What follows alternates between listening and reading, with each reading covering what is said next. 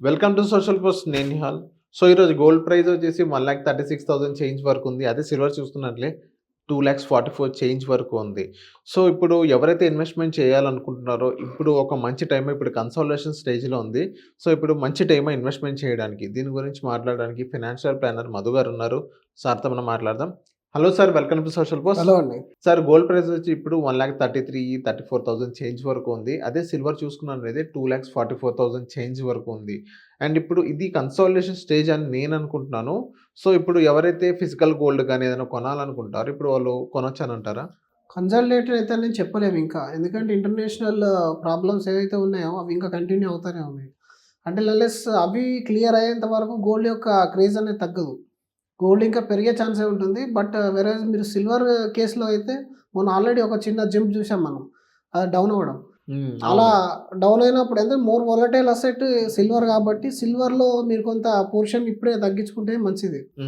గోల్డ్‌లో స్టిల్ ఇప్పటికీ అది ఆల్ టైమ్ హై ఉన్నట్టే. ఎందుకంటే 20 సంవత్సరాల గోల్డ్ రిటర్న్ 8% అవుతే 1 ఇయర్ గోల్డ్ రిటర్న్ చూడండి 90% దాకా వచ్చేసింది ఇప్పటికి. సో అంత హైలో ఉన్నప్పుడు ఎప్పుడైతే ఉంటుందో మీరు ఈ కమోడిటీ సైడ్ అనేది రావద్దనే చెప్తాము జనరల్‌గా. మొన్నటి వరకు సిల్వర్ అసలు యాక్సెప్ట్ చేయలేదు. ఈవెన్ మ్యూచువల్ ఫండ్స్‌లో కూడా ఈ రీసెంట్‌గా మళ్ళీ యాక్సెప్ట్ చేస్తున్నారు. మ్యూచువల్ ఫండ్స్‌లో కూడా సిల్వర్ అనేది స్టాప్ చేశారు ఫండ్ మేనేజర్స్. మేము తీసుకోమని చెప్పేసి. ఇప్పుడు మళ్ళీ కొంచెం తగ్గడం వల్ల తీసుకుంటున్నారు. గోల్డ్‌కి వచ్చేసరికి ఇంకా అంతగా రిస్ట్రిక్షన్ అయితే ఏం రాలేదు. ఎందుకంటే గోల్డ్ ఉన్న నిల్వలు ఎక్కువ.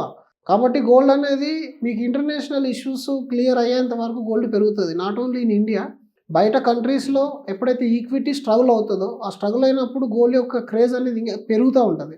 ఆ పెరుగుతున్నప్పుడు ఏమవుతుందంటే మీరు పెట్టిన అమౌంట్ పెరుగుతూ ఉంటుంది. ఒక్క విషయం ఏంటంటే మీరు గుర్తుపెట్టుకోవాల్సింది ఎప్పుడైనా సరే మీరు మనకు లాక్డౌన్ తర్వాత కోవిడ్ టైంలో స్మాల్ క్యాప్ చాలామంది ఇన్వెస్ట్మెంట్ చేశారు. ఈ స్మాల్ క్యాప్స్ అప్పుడు విపరీతమైన రిటర్న్ ఇచ్చినాయి. ఎవరైతే ఎండింగ్‌లో స్మాల్ క్యాప్‌లో ఎంటర్ అయ్యారో అప్పుడు స్మాల్ క్యాప్ ఘోరంగా డౌన్ అయిపోయింది. అవును, నెగెటివ్‌లో ఉంది. ఫుల్ నెగెటివ్‌లోకి వచ్చేసినాయి. ఎవరైతే లార్జ్ క్యాప్‌లో ఉన్న ఎస్ఐపిని స్టాప్ చేసి మిడ్ క్యాప్‌లో ఉన్న ఇన్వెస్ట్మెంట్ అంతా స్టాప్ చేసి స్మాల్‌లో వచ్చేసారు. అప్పుడు మళ్ళీ డౌన్ అయిపోయేసరికి ఆ 1 ఇయర్ బాగా స్ట్రగుల్ అయ్యారు అందరూ. దాని తర్వాత ఈ రీసెంట్ టైంలో మీరు చూస్తే మిడ్ క్యాప్స్ అనేవి బాగా పర్ఫామ్ చేస్తున్నాయి. మీరు ఏ మిడ్ క్యాప్ అయినా చూడండి, ఎక్సెప్ట్ మోతిలాల్ ఏదో ఉన్నట్టుంది, అది ఒకటి కొద్దిగా స్ట్రగుల్ అవుతుంది తప్ప మిగిలిన అన్ని mid cap funds almost top return ఇస్తున్నాయి. అయితే ఎప్పుడైతే మీరు ఆ ఎడ్జ్‌లో ఉంటారో లాస్ట్‌లో, అది స్మాల్ క్యాప్ కావచ్చు, మిడ్ క్యాప్ కావచ్చు, లార్జ్ క్యాప్ కావచ్చు, కమోడిటీ కావచ్చు, ఆ రీట్స్ కూడా కావచ్చు, ఏదైనా సరే ఎప్పుడు ఒక సెక్టర్ అనేది టాప్‌లో ఉంటుందని చెప్పేసి మనం చెప్పలేము. వేరేజ్ గోల్డ్ విషయానికి వచ్చినా సరే మీరు లాస్ట్ 10-15 ఇయర్స్ డేటా చూస్తే అందులో 4-5 టైమ్స్ గోల్డ్ అనేది ఆల్ టైమ్ హై రిటర్న్ ఇచ్చింది. మిగిలిన అన్ని టైంలో దాదాపు బాటమ్ మిడిల్‌లో ఉంటుందన్నమాట. అంటే ఎక్కువ వోలటైల్‌లోకి వెళ్ళదు, హై రిటర్న్ కూడా ఇవ్వదు. ఆ విషయాన్ని మీరు అర్థం చేసుకోవాలి. అప్పుడు మీకు దానికి ఎంత పోర్షన్ మనకు ఇన్వెస్ట్మెంట్ చేస్తే బాగుంటుందనేది తెలుస్తుంది. ఇంకొక విషయంలో గోల్డ్ యాజ్ ఎ ఆర్నమెంట్ మీరు అన్నారు కాబట్టి ఇది 136 అయినా 140 అయినా ఆర్నమెంట్ అనేది ఒక యూజ్. ఇప్పుడు మనకు ఇల్లు రేటు పెరిగిందని చెప్పేసి కొనుక్కుంటే అయితే ఉండలేము. తగ్గినాక నేను ఇల్లు కొంటా అని ఎవరు అనరు. అలాగే ఆర్నమెంట్ యూజ్ ఉన్నప్పుడు డెఫినెట్లీ మీరు కొనండి. ఆర్నమెంట్ లాగా మీరు వాడండి. మహా అయితే 10,000, 20,000 ఎక్కువ పెడుతున్నారు ఈరోజు. అంతేగాని మీకు ఆర్నమెంట్ ఫంక్షన్ కంప్లీట్ అయిపోతుంది. రెండోది మీరు వాడతారు కాబట్టి అది కూడా రిటర్న్ కింద మనం క్యాలిక్యులేట్ చేసుకోవాలి. రేపు పొద్దున మార్కెట్లో దాని వాల్యూ డౌన్ అయినప్పటికీ మీ దగ్గర ఆల్రెడీ ఒక ఆర్నమెంట్ ఉంది. మనం ఒక మంచి బైక్ తీసుకున్నాం, జిఎస్టీ వల్ల రీసెంట్గా తగ్గింది రేటు. అలా అని చెప్పేసి మనం బాధపడుతున్నామా? We are using that bike. మన కారు మనం కొన్నప్పుడు 28% జిఎస్టీ ఉండే. లేటెస్ట్ రెగ్యులేషన్తో నాకు తగ్గింది. కానీ మనం ఆల్రెడీ ఇన్ని రోజులు ఎంజాయ్ చేసాం కదా. అలా కూడా మనం కన్జంప్షన్ పర్పస్లో రియల్ ఎస్టేట్ ప్రాపర్టీ కానీ కమోడిటీస్ కానీ కన్జంప్షన్ కూడా యూజ్ అవుతుంది. ఆ కన్జంప్షన్ అనేది కూడా ఒక రిటర్న్ యాడ్ చేయాలి. కాబట్టి ఆ విధంగా చూసుకుంటే గోల్డ్లో మీరు ఎప్పటికీ నష్టపోయే ఛాన్స్ అనేది ఉండదు.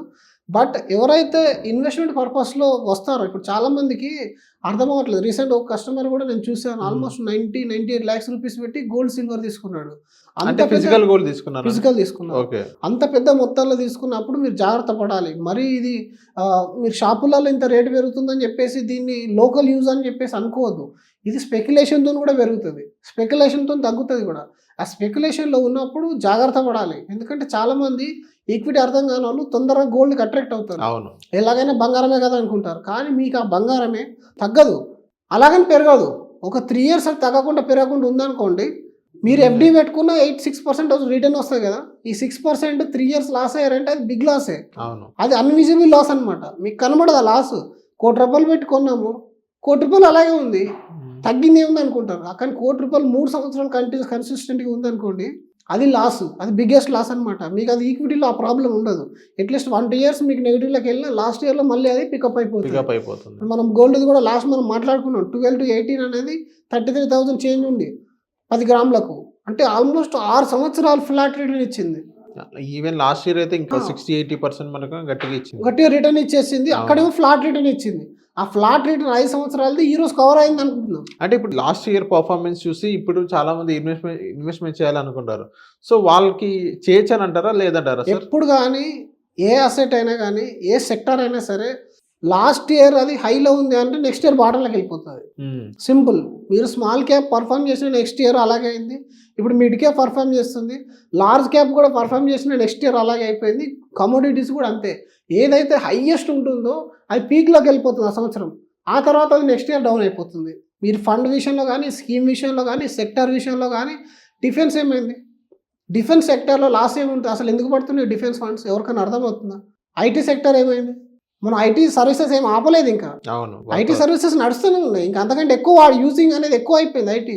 But why IT stocks are now in pressure? ఎందుకంటే అందులో ఒక్కసారి స్పెక్యులేషన్ వచ్చింది అని అంటే, అందులో ఒకసారి ఆ సెంటిమెంట్ ఫామ్ అయింది అని అంటే అది డ్రాస్టికల్లీ డౌన్ అయిపోతుంది. మీరు కావాలనుకుంటే సింపుల్ రూల్ ఒకటి అర్థం చేసుకోండి. ఏదైతే నాన్ పర్ఫార్మింగ్ సెక్టార్ ఉంటుందో, నేను మళ్ళీ స్టాక్ కూడా చెప్పట్లేదు, కంపెనీ చెప్పట్లేదు, ఏదైతే నాన్ పర్ఫార్మింగ్ సెక్టార్ ఉంటుందో దానిలో అమౌంట్ ఇన్వెస్ట్మెంట్ చేయండి. సింపుల్ వెల్త్ ఫార్ములా అదే. ఈ సంవత్సరం మిడ్ క్యాప్ పని చేయకపోతే మిడ్ క్యాప్లో లోడ్ చేయండి. ఈ సంవత్సరం గోల్డ్ పని చేయకపోతే గోల్డ్లో చేసేయండి. ఈ సంవత్సరం సిల్వర్ కనుక పర్ఫామ్ చేయకపోతే సిల్వర్లో చేసేయండి. ఆ విధంగా నెక్స్ట్ 1-2 ఇయర్స్ తర్వాత ఇది మంచి పికప్ అవుతే అప్పుడు లాభాలు వస్తాయి. మీరు డిఫెన్స్ కానీ పిఎస్ సెక్టర్లో కానీ ఇన్వెస్ట్మెంట్ చేయమన్నప్పుడు 2-3 ఇయర్స్ బ్యాక్ ఎవరు కూడా ఇంట్రెస్ట్ చూపించలేదు. ఎవరైతే పిఎస్ స్టాక్స్లో పెట్టారో, పిఎస్ సెక్టర్ మ్యూచువల్ ఫండ్లో పెట్టారో వాళ్ళు హైయెస్ట్ ఆల్ టైమ్ హైకి వెళ్ళిన తర్వాత దాని నుంచి గోల్డ్లోకి మారారు. గోల్డ్ రిటర్న్ ఇచ్చింది, ఇక్కడ నుంచి మళ్ళీ ఇంకో దగ్గరకు మారుతారు. అంటే satellite portfolio and main portfolio అని 2 ఉంటాయి సార్. ఈ శాటిలైట్ పోర్ట్ఫోలియో అంటే ఏంటంటే, మన దగ్గర ₹1 విలువైన వర్తున్న పోర్ట్ఫోలియో ఉంటే అందులో ఒక 80 లక్షల వరకు స్మాల్ మిడ్ లార్జ్ క్యాప్లో ఉంచేసేయాలి దాన్ని, ఇంకంతే. అది లాంగ్ టర్మ్. ఈ 20% ఆఫ్ ద పోర్ట్ఫోలియో ఏదైతే ఉంటుందో అందులో మీరు కమోడిటీ కలపాలి, అందులో మీరు సెక్టార్స్ కొన్ని తీసుకోవాలి. ఏదైతే నాన్ పర్ఫార్మింగ్ సెక్టార్ ఉంటుందో, ఫర్ ఎగ్జాంపుల్ ఈ సంవత్సరానికి ఐటీ సెక్టార్ అనేది అసలు పర్ఫార్మెన్స్ లేదు, అలాంటి సెక్టార్లో మీరు హోల్డ్ చేసి ఎప్పుడైతే ఆల్ టైమ్ హై వెళ్తుందో మళ్ళీ అక్కడ నుంచి మళ్ళీ ఏ ఫార్మాకో లేదా ఏ డిఫెన్స్కో మీరు మార్చుకోవడం అనేది కూడా చేయొచ్చు. అది కూడా అండర్ ఒక మంచి ప్రాపర్ అనలైజర్ సజెషన్ అనేది తీసుకుంటే ఇంకా మంచిది. ఎందుకంటే మనం సొంతంగా చాలా మిస్టేక్ చేస్తాం, ఆ మిస్టేక్స్ కాకుండా ఉంటుంది. ఆ శాటిలైట్ పోర్ట్ఫోలియోలో ఒక్కోసారి మీరు కమోడిటీ తీసుకోండి, అప్పుడు గోల్డ్ అప్పుడు తీసుకోండి. కానీ ఇప్పుడు మనం ఆల్ టైమ్ హై ఉన్నప్పుడు మన రూల్ ప్రకారం ఏంటి, మీకు వారన్ బఫెట్ కూడా ఒక మంచి కొటేషన్ చెప్పిండు, మనకు అందరికీ గ్రీడీనెస్ ఉన్నప్పుడు మనం భయపడాలి. When others are greedy you fearful అని చెప్పేసి. అలాగే వాళ్ళందరూ భయపడుతున్నాం, మనకు గ్రీడీనెస్ ఉండాలి. ఇప్పుడు ఐటీ స్టాక్స్ అంటే ప్రతి ఒక్కరు భయపడుతున్నారు. ఇప్పుడు మీకు అక్కడ గ్రీడీనెస్ క్రియేట్ కావాలి. మన వాళ్ళు ఏం చేస్తారంటే రివర్స్ వెళ్తారనమాట మార్కెట్కి. ఏది టాప్లో ఉందో దాని గురించి ట్రై చేస్తారు. మీరు బిజినెస్ చేయాలనుకున్నప్పుడు నెక్స్ట్ 4 to 5 ఇయర్స్ మీ మనీని మొత్తం ఇన్వెస్ట్మెంట్ చేయాలనుకున్నప్పుడు ఏ సెక్టార్ అయితే పర్ఫామ్ చేయట్లేదో దాన్ని వెతికి ఆపర్చునిటీ గ్రాబ్ చేయాలి. అది ఒక ప్రాపర్ ఇన్వెస్టర్ యొక్క లక్షణం. అంతేగాని ఆల్ టైమ్ హై వెళ్ళిపోతున్నప్పుడు గొర్రెల్లాగా అందరు వెళ్ళిపోయి దానిలో ఇన్వెస్ట్మెంట్ చేసేస్తే అక్కడ బిగ్ ప్లేయర్స్ ఎగ్జిట్ అయినప్పుడు మీరు మళ్ళీ గ్రౌండ్లోకి వచ్చేస్తారు. అది గోల్డ్ సిల్వర్కి అయితే అంతకంటే ఎక్కువ ఉంటుంది. కాబట్టి దాని ప్రకారంగానే మీరు ప్లాన్ చేసుకోవాలి తప్ప కానీ ఈరోజు ఆల్ టైమ్ హైలో ఉన్న దేన్నైనా సరే వదిలేసేయండి లంసమ్ ఇన్వెస్ట్మెంట్కి. సో థ్యాంక్ యూ సార్ మా సోషల్ పోస్ట్ వచ్చినందుకు.